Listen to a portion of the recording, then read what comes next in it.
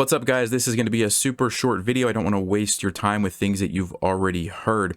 But regarding the lawsuit that Hans Niemann filed suing Magnus, Chess.com, and Hikaru for $100 million, came across some very interesting information earlier this morning. So Ben Johnson is somebody who runs a chess podcast. He also has a YouTube channel called the Perpetual Chess Podcast. And he actually interviewed a lawyer who's also a chess expert and asked him all of these sort of questions that a lot of people are having regarding the lawsuit. And the lawyer basically gave his opinions and thoughts on the matter. So his name is David Franklin. Here is just kind of a screenshot. You can see there, Perpetual Chess Podcast. I'm going to link this in the description. So if you want to hear the full thing, it's about 45 minutes or so, the entire podcast. Make sure you check it out. Ben does these podcast like every week. This was kind of a special one, I think, because of what's been going on, but it was super interesting. A couple of the key takeaways for me, they talked about the $100 million.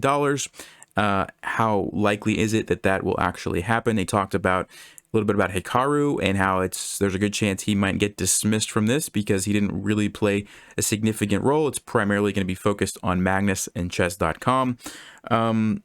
Defamation is essentially what it boils down to, which means Hans's reputation was kind of ruined by these accusations. His chess career is now over. They go into that, kind of talk about, is that true? And how easy is it to prove that? There's like 3 different things.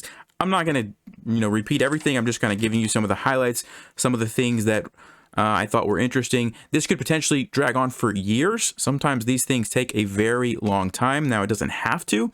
If, let's just say Hikaru ends up getting dismissed from the case, that could happen within maybe a couple weeks to a month or two. But lots of really good information.